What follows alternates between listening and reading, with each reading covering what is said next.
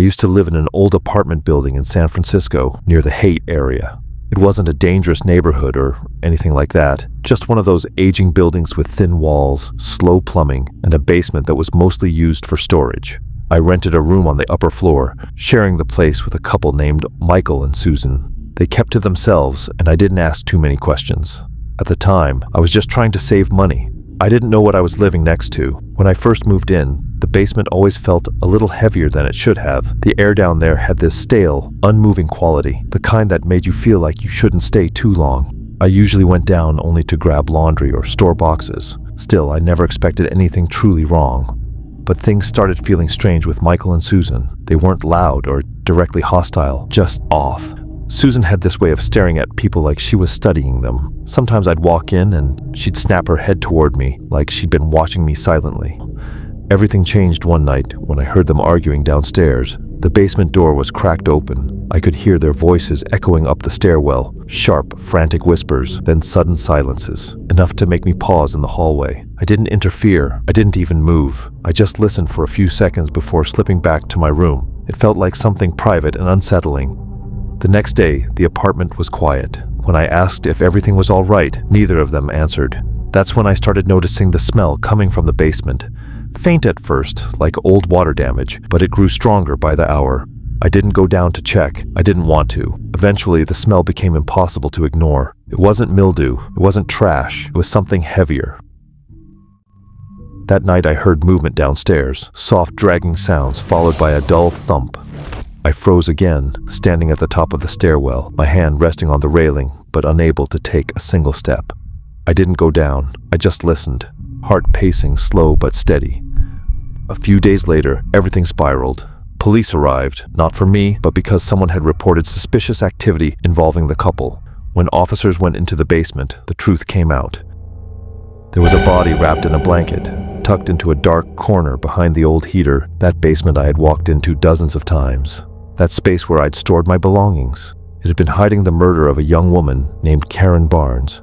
She had been stabbed repeatedly, her skull had been crushed, and she had been left there, in the same basement beneath the floor I slept on. Michael and Susan vanished before police could detain them, leaving behind that single awful truth in the basement. For weeks I couldn't sleep without seeing that basement in my mind. I kept thinking about how many times I walked past the exact spot where her body had been. How many nights I heard their voices, how close I was to something I didn't even realize was happening. I moved out quickly after that, but sometimes, when I think back to that building, I still imagine that cold room under the floorboards and the quiet that hung over it before everything was discovered. The scariest part wasn't the murder itself. It was realizing how easily horror can exist right beneath you without you ever noticing.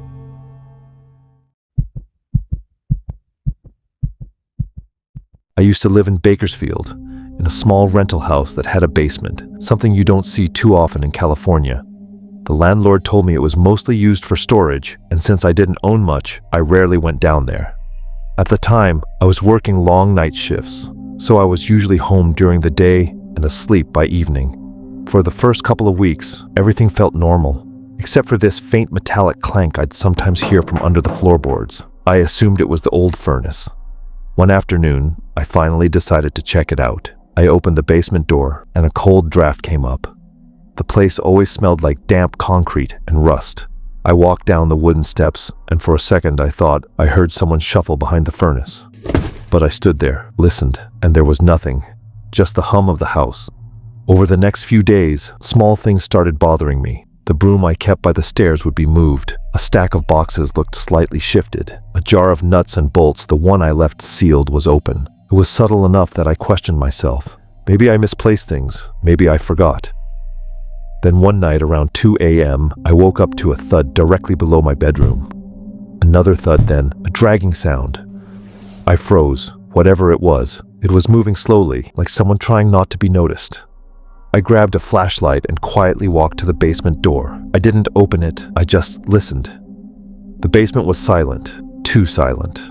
The next morning I finally worked up the nerve. I opened the basement door, and this wave of cold, stale air hit me. I went down, step by step, shining the flashlight around. Everything looked normal until I reached the back corner behind the furnace. There were footprints, small dusty footprints in the concrete dust, coming from the wall. At first I thought maybe they were mine, but they weren't the same tread pattern. I used the light and traced them to a thin panel in the wall, something I had never noticed. When I pressed the edge, the panel shifted slightly. There was a hidden crawl space, and inside I saw a sleeping bag, empty food wrappers, water bottles, and a small cracked phone plugged into a portable charger. Someone had been living inches from me, probably for weeks. I went upstairs, locked myself in my bedroom, and called the police. They checked the crawl space, the basement and the yard, everything, but whoever had been living down there was gone. The officer told me it wasn't uncommon. Homeless individuals sometimes break into basements if they can access them, but the part that still bothers me was something the officer said while looking at the footprints, and he said, "These prints are fresh. Whoever was down here left not long before you opened that door." I think about that sometimes, that how many nights he was directly beneath my bed, just listening. And even now, years later, I still picture that hidden space and wonder if he ever came back for something he left behind. I once lived in a small, older house just outside Salinas, California, the kind of quiet Central Coast neighborhood where the biggest disturbances were usually barking dogs or late-night traffic from Highway 101. The house had a simple structure, one floor-long hallway and a narrow crawl space accessible from a hatch near the back laundry room. The crawl space was low-cramped and full of dust that I almost never entered it. But one weekend, during a routine cleanup, I noticed a musty smell coming from the hatch. Not strong, just unusual. I assumed it was damp insulation or something rotting under the floor, so I grabbed a flashlight and decided to check it out. Inside, the air was cold. Colder than it should have been.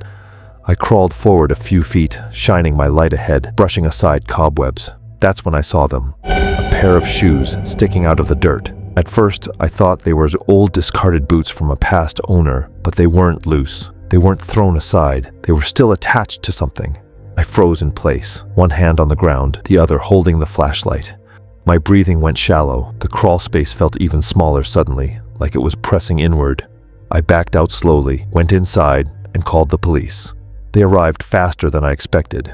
Within minutes, the crawl space was taped off, and officers began digging carefully around the shoes. I stood outside the house, watching through the doorway, listening to the muffled scraping of shovels beneath the floor.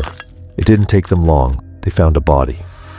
Decomposed, collapsed inward, but undeniably human. The remains belonged to Christopher Denoyer, a 16-year-old who had gone missing over a decade earlier, shot multiple times, wrapped in the same soil that held up the house I'd been living in. I didn't know the boy or his family. I didn't know the history. I didn't even know a murder had happened in this house. But now, I was staring at a crime that had stayed hidden for nearly 10 years, inches below the floor I walked on every morning. The investigation reopened. Detectives came by over the next few weeks. I learned that Christopher's stepfather had been responsible for the murder. He hid the body under the house, sealed the crawl space, and moved on with his life, while the family spent years not knowing what happened. That thought stayed with me. I moved out as soon as my lease ended, but I never forgot the feeling of seeing those shoes for the first time. Not haunted, not supernatural, just real.